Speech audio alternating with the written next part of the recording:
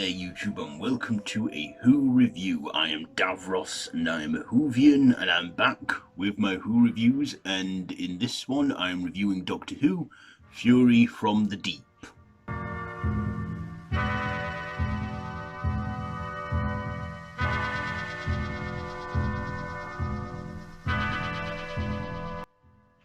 So this is a second Doctor serial, and in this one the Doctor and his companions, Jamie and Victoria, find themselves at a research facility by the sea where there is this evil seaweed matter that comes from the sea, and there's also a parasitic thing where it attaches itself to a host controlling them, and of course the Doctor must find a way to stop them, only to find that their weaknesses is loud noises, including screaming. So that is pretty much the essential story there. So what did I like? Well, first of all, this serial is lost.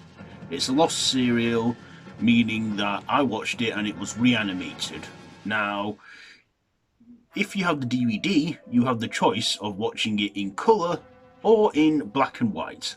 I watched it on BritBox and I didn't have a choice, it was in black and white, but I didn't care anyway. I still enjoyed watching it. So, first of all, I like the reanimation they did.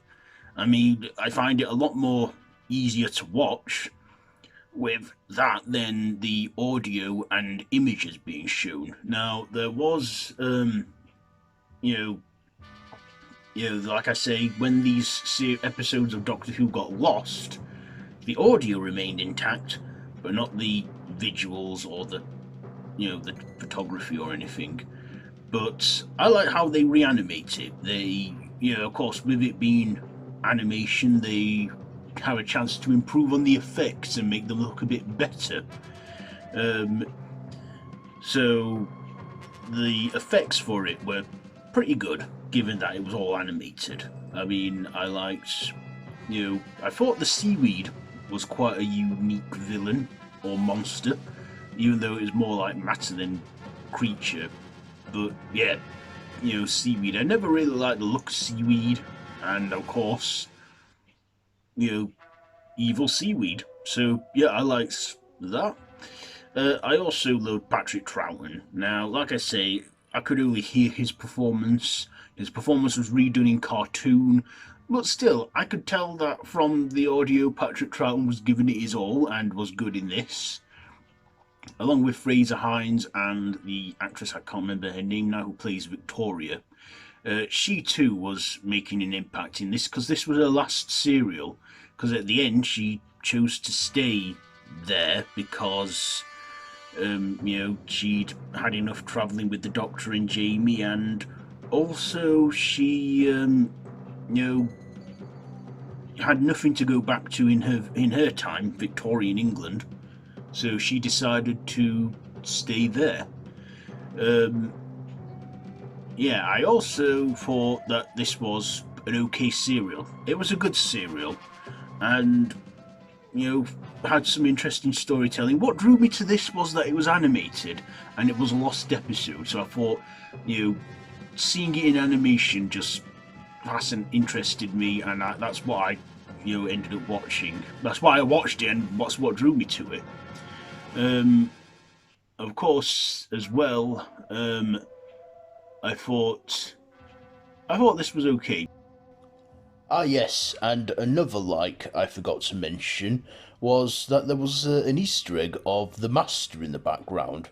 Just a picture of him, of Roger Delgado, which actually, I actually like that, and they reanimated this. So it's kind of like a sort of done forecoming of, say, the Doctor's future at that time. But yeah, I like that image of the Master lurking in the background. But there are my dislikes. Now, this is a 6-part serial. Now, sometimes with 6-parters, it's, with 6-parters, they either work or don't for me. Now, this could have been cut into a 4-part serial, because I don't think it needed to be 6. because with it being a 6-part serial, they have a lot of filler to put in there, and I mean a lot of filler. And at some points, it got a bit boring for me. I remember going onto my phone, and at one point my eyes drooped, and I thought I need to sit up and keep awake for this. So yeah, with it being 6 parts and them having to put in a lot of filler in there, it did drag and did get a bit boring. I will admit that. But other than that, I thought it was okay. You know, like I say, Troughton made it worth the while because, well, I think he's a great doctor. He's one of my favourite doctors, definitely. In fact, they're all my favourite, all the doctors.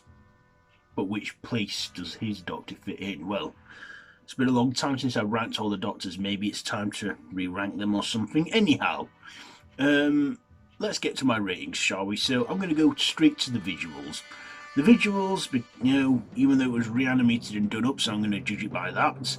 I'll give the visuals a 8, the writing a 7, the performances I'll give them an 8, and my personal, I'll give it an 8. So there you are. That is my Who review on Doctor Who: Fury from the Deep.